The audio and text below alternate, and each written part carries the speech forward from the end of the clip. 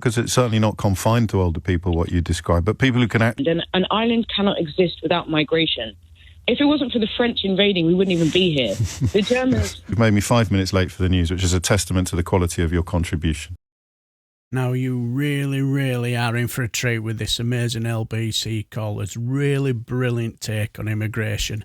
Now, this happened on Monday the 12th of May 2025, fresh after Keir Starmer was flag-pratting and did a speech that wouldn't have looked out of place in a Farage PLC party conference. Well, what Aisha had to say was just absolutely fantastic. I think it's a sad situation to be in where, like, people objectively forget that we are all human beings, right? So I was raised in Croydon. I'm mixed race. I have half white British family, and then I'm Gambian Mauritian, okay? So I've grown up, I grew up in a very diverse area. And my favorite thing about it is I walk down the high street, right? And there's a Vietnamese greengrocer, a Turkish barber, an African shop, and then a Lidl. And then there's obviously a McDonald's, and then there's obviously a Greg's. But there's all of these, like... I love the obviously in that. There is, yes, of course there is. Of course there is. But that, to me, is a wonderful thing because it shows that we can all exist next to each other. And hearing a foreign language, to me, is not a threat to my identity. I know what my identity is. I know where I was raised. I know the people I was around. And that to me, is a wonderful thing that all these businesses can coexist. But I think what people are misplacing their anger towards the foreigner is actually they feel as though, like you had a previous caller who said he feels as though British culture and British identity is lost, right? I grew up, the past 2 years, I lived with my grandma, who's a white British woman. And I used to talk to her about this stuff a lot. And she would say, you know, I don't recognise the high street anymore. And I think what people are feeling, they're misplacing this feeling of like, oh, I don't recognise it because, okay, for example, there's not my classic British butcher anymore. There's not my classic British greengrocer. There's not these small handmade boutiques of classically British things.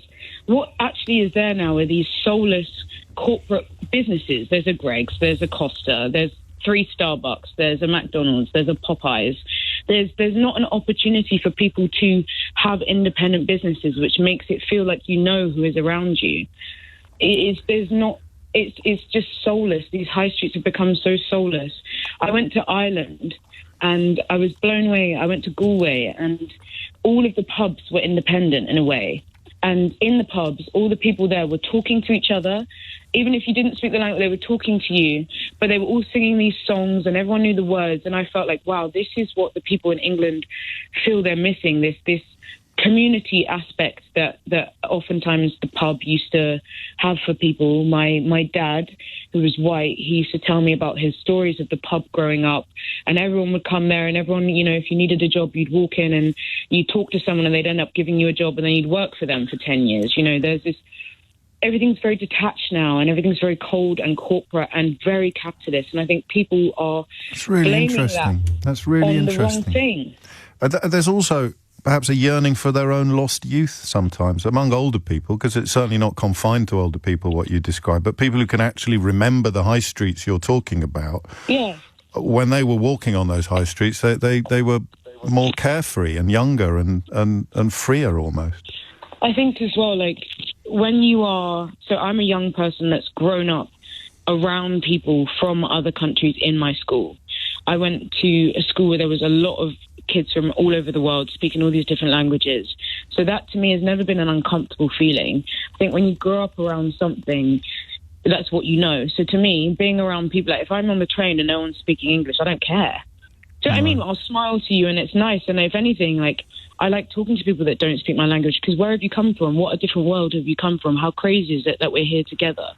I think you can't be mad that England has become this diverse when if you position yourself as the pioneer of globalization, as the pioneer of the developing world, and you, unfortunately, a lot of people don't want to admit it, but you take resources from everywhere else in the world to build that success, to build this amazing city, an amazing country that we have, with the opportunity to have takeaway every night and you can buy new clothes every day. Like this complete freedom to buy and become who you want.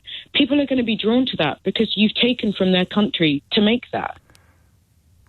Yes, I mean, The reason I'm pausing is because I can't really think of how a politician addresses the feelings that you describe, except by explaining them rather than feeding them or pandering to them. Yeah, nothing happens without context. Like, we haven't gotten to this point just one day, like all the floodgates opened and everyone came in and all of a sudden everyone's speaking Hindi on your street. That's not how it happens. There's generational things that have happened. There are generations of, like, the Windrush generation got brought over, and those people, they've been here for years, decades, right? And people now are just angry because that's not in the background. They can see it now. It was always here. England is an island. People forget that. This is an island, geographically an island, and an island cannot exist without migration. If it wasn't for the French invading, we wouldn't even be here. The Germans, the royals have German blood. Like, this has always been something that will happen here. And for as long as we are separate from Europe physically, this is always going to happen. So to act like it's like this big problem now when it is a fundamental part of the fabric of being an island, what's different is the attitude. And what's different now is, unfortunately, because it's going on for so many generations, and because those immigrants have worked hard to establish themselves and own the corner shops and own businesses and own a Turkish barbers, now people can see it, and that makes them uncomfortable because, again, because when they were younger, like you said, they probably didn't see it as much, or they didn't have to pay attention to it, or they were young, so nostalgia is a big part of it. Now they can see it, and that makes them uncomfortable because, unlike me, they didn't grow up with people speaking a different language in their classroom. So to them, it makes them nervous. They don't know how to approach it. And nobody's helping them. Yeah, the only way to ever understand something is to talk to someone. The person that you're sitting next to on the bus who doesn't speak your language has more in common with you than you will ever know. You all struggle for the same things. You all want to feed your families. You might have both just been fired from your job. You don't know how you're going to pay rent. And you are there being angry at them speaking a different language instead of wondering where they come from. Are they okay? How is their life going? Yeah, it's so mind-blowing to me that people would be so hostile. It is genuinely mind-blowing to you. It's not to me because I've been doing this job for 20 years, but there's something incredibly refreshing about hearing how ridiculous it looks to your, obviously, rather younger eyes. How do you turn that round? I think people need to remember that we are living in an age of where, one thing I always bring up to people, which sounds ridiculous, but never forget Cambridge Analytica existed during the Brexit time. Yeah. This was a company that manipulated people in millions and thousands in order to get the Brexit vote to happen. It was so influential that the company got shut down. They were told, you have done something very wrong here. You have used social media. You have used advertising. I don't know if anyone has not seen it. Watch the documentary on Cambridge Analytica and think about how we've got to where we're at now. Well, it's worse now than it was then. I mean, this is one area where I do know what you're talking about, but it's considerably worse now. It's gone unchecked, and of course the efforts to properly find out what happened then have been stymied by the politicians that benefited from the Brexit that the manipulation of votes delivered. One thing I will tell you, at risk of sounding patronising, God forbid, perish the thought, people hate being told they've been manipulated, and that's a big part of the problem as well. Exactly, and I myself am just as vulnerable to being manipulated one way or another. Do you know what I mean? Yes, of course. And I think people more and more, my mum is the daughter of an immigrant, and she voted Brexit. Yeah. That to me is mind-blowing, but because she's on her phone being fed all this stuff, similar to how people feel, she can't get a doctor's appointment because the other person is taking it from you. Well, Nathan in Wolverhampton, an immigrant whose wife was treated by immigrants, convinced that the reason why the NHS is suffering is because of immigrants. Exactly, but we must remember that there are companies that are manipulating us day by day by day. It's not just that's the modern iteration of something that's been around for forever. I mean, I quoted quite liberally from a Daily Mail article about German Jews fleeing Hitler in the 1930s, and the language of that Daily Mail article was the sort of verbal equivalent of Farage's poster that he put up, the Breaking Point poster that he put up on the day that Joe Cox was assassinated by a white supremacist. What's mad, and what I kind of needed to hear from Aisha, to be reminded of what right and wrong look like. What's mad is that those people have won. Everything. I mean, all right, a Labour government got in, but that was really only as a consequence of how absolutely awful everything the Tories touched was, largely as a consequence of Brexit. They got their Brexit.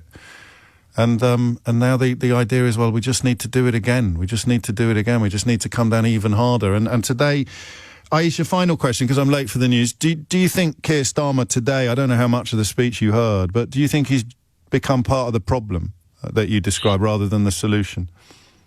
I think he is up against massive bullies against immigration, right? And ultimately, our form of government that we have, if you want to stay in power, you have to say what you think people want to hear. And I think that he believes it. I think he's going to get tougher, not because necessarily ethically he thinks it's the right thing to do or even logically, but because the other parties are so tough that it's sort of like, God, if I have any chance of actually being able to make progress with what I want to do, I'm going to have to be tougher. I'm going to have to absorb my membership of this ecosystem. It's adapt or die, isn't it? And he's adapting to the fact that you now have Reform who, because of social media and because of their impressive ability, this cult-like persona, charisma that they have, he has to try and compete with that. And any integrity and honest conversation about the state of this country and what migration has done will not benefit him, because it's that thing of the loudest person in the room unfortunately gets the most attention and the most bold and the most controversial. And of course the complicity of many members of my profession, because it's so good for business to whip up the kind of hatreds that you've just done a beautiful job of diffusing. And you'd think somebody somewhere might have noticed that you can be quite successful in the British media by holding the views that Aisha holds. It's just that the opportunities seem somewhat few and far between. It is. Thank you, Aisha. You've made me 5 minutes late for the news, which is a testament to the quality of your contribution. Well, wasn't she absolutely fantastic? Totally agree with everything she said, especially when she spoke about the soulless shop fronts, so to speak, and rampant capitalism. And as someone who's watched my city crumble under 14 years of Tory rule and gruel, it kind of rung true for me. And I also thought she might actually have a bit of a point about when she spoke about Keir Starmer's speech as well. Why? Well, I have a few videos about that later on. But if you want to watch a video about a caller who explained where the word woke came from, maybe you should watch this video here.